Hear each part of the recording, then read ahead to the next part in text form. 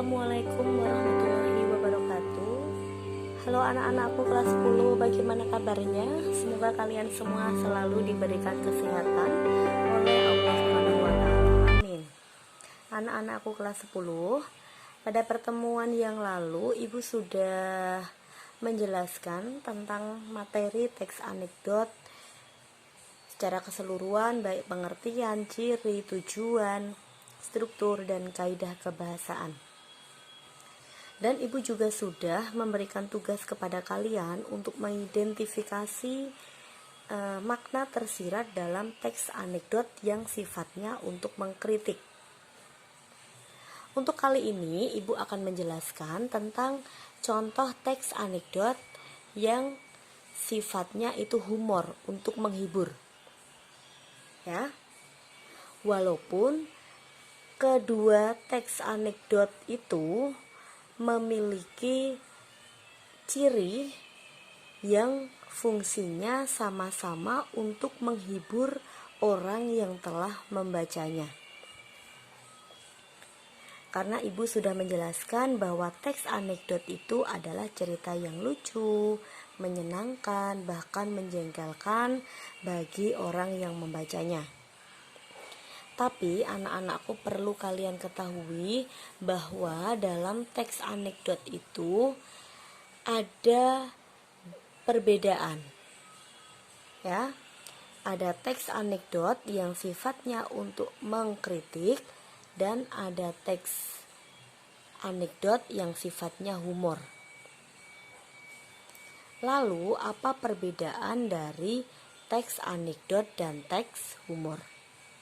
Kalau teks humor itu berarti untuk menghibur tetapi tidak memiliki amanat, ya, tidak memiliki amanat atau pesan kepada pembaca. Tapi kalau teks anekdot itu terdapat amanat atau terdapat pesan bagi yang membacanya karena tujuannya untuk menghibur, ya. Ini Ibu mencontohkan teks humor, ya. Mari kita bedah strukturnya. Yang pertama, kita baca bersama-sama. Pada suatu hari, Tono dan Bima pulang bersama seusai sekolah. Di jalan, mereka ngobrol dengan asik. Tono bercerita tentang kejadian yang dilihatnya semalam. Jadi pada paragraf pertama, ini adalah struktur apa? Bagian abstraksi. Jadi pada bagian abstraksi dalam teks humor ataupun teks anekdot itu yang dijelaskan adalah tokoh, waktu, dan latarnya bagaimana. Di sini tokohnya berarti ada Tono dan Bima. Ya. Ini tokoh. Lalu waktunya usai sekolah, ya. Usai sekolah di sini berarti menunjukkan waktu pada siang hari. Ya. Di jalan berarti di jalan di sini menunjukkan tempat. Siang tadi menunjukkan apa? Waktu. Mereka ngobrol dengan asik. Tono bercerita tentang kejadian yang dilihatnya semalam. Lah, semalam di sini juga merupakan bagian waktu. Dengan asik sama halnya itu berhubungan dengan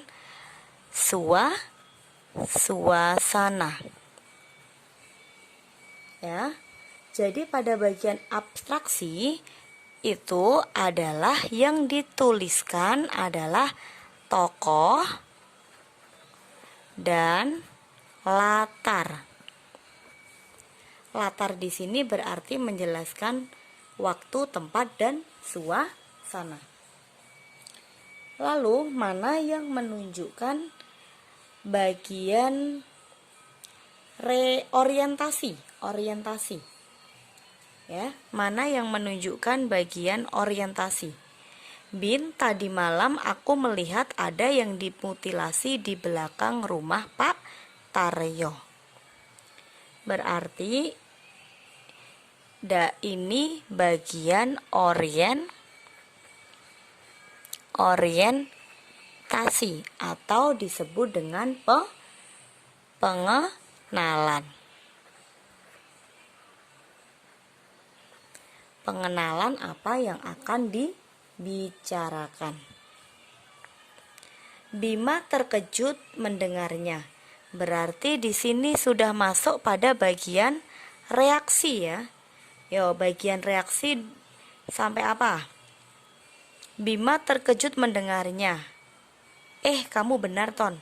Iya benar, aku tidak bohong, jawab Tono dengan wajah serius. Berarti di sini masuk pada bagian reaksi.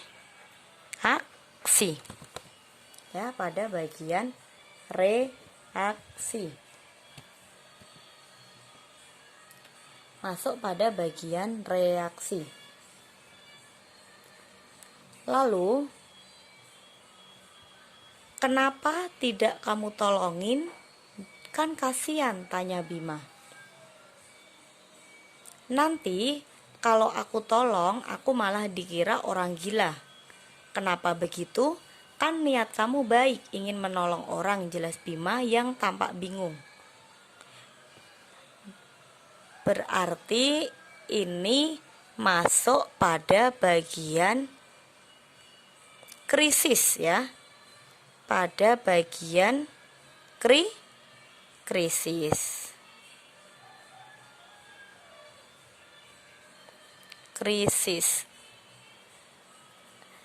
Berarti puncak permasalahannya. Kalau reaksi berarti awal akan menceritakan suatu permasalahan yang dibahas.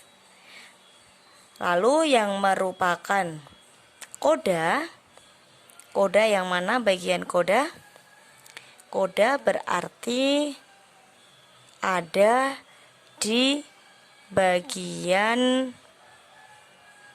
ini ya. Ini pada bagian koda. Ini masuk pada bagian koda atau penutup. Berarti krisisnya tadi sampai ini ya. Sampai ini.